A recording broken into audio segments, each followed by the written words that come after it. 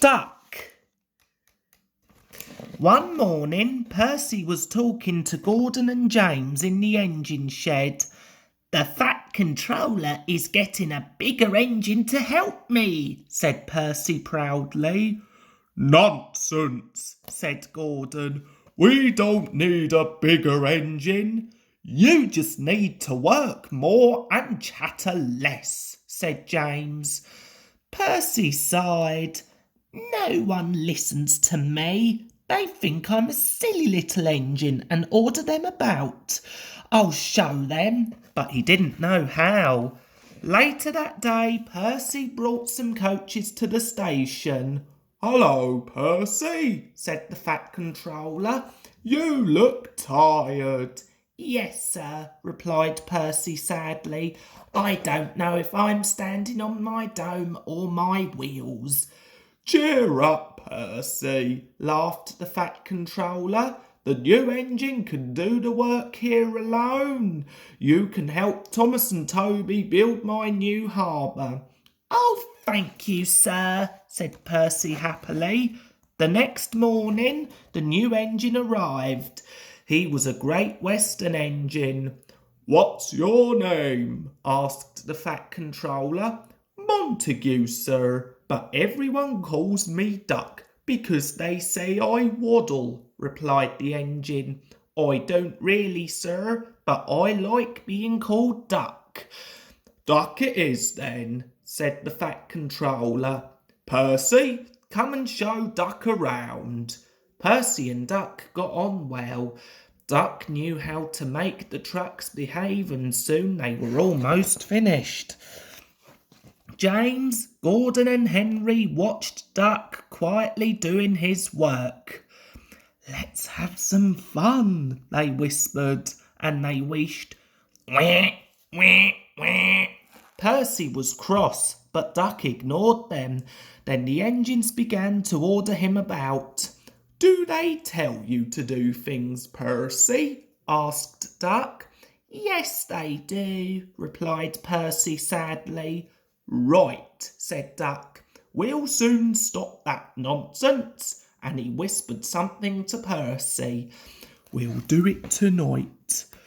That evening, the Fat Controller was just about to go home for tea when he heard a terrible noise.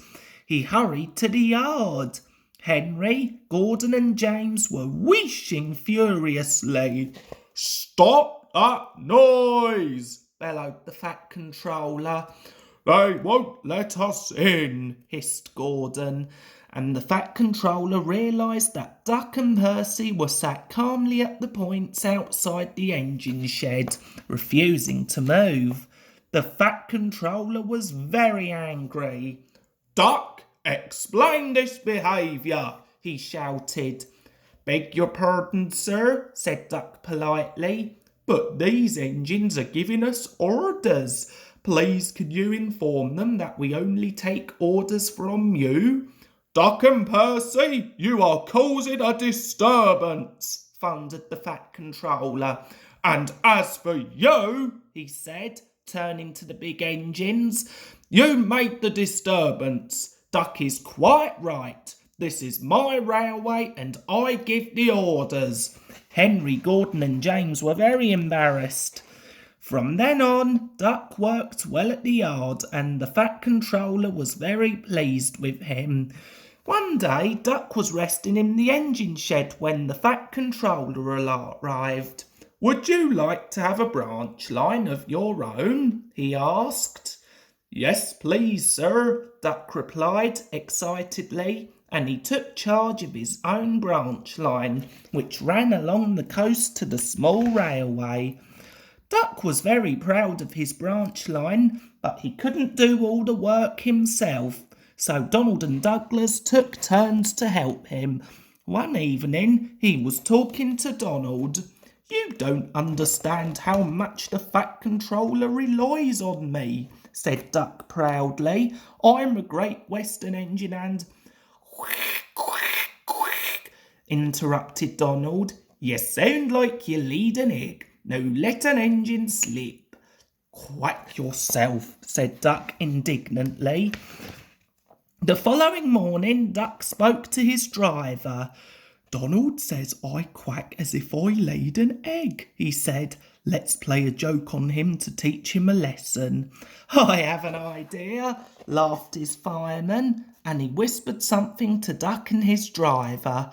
That night, when Donald was asleep, Duck's driver and fireman put something into Donald's water tank. The next morning, when Donald stopped for water, he found an unexpected passenger aboard. A little duckling popped out of his water tank. His driver and fireman could hardly believe their eyes, but Donald smiled. "I know who's behind this," he laughed, and Donald told them what had happened in the shed. The duckling was tame. She shared the driver and fireman sandwiches and rode in the tender. But as the day went on, she grew tired of travelling and hopped off at a station where she stayed. Before they reached home, Donald and his driver and fireman made a plan. That night they were very busy, and when Duck's crew arrived in the morning, they made a surprise discovery.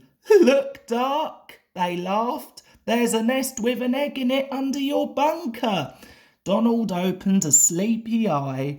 "Well, well," he exclaimed, "you must have laid it in the night." Duck laughed. "You win, Donald. It would take a clever engine to get the better of you." Duck and Donald became good friends, and the duckling settled at the station. She lived in a pond nearby, but she always flew back to the station to welcome the engines. Donald was her favourite, and she sometimes hopped on for a ride. The station master called her Dilly, but to everyone else she was always Donald's duck.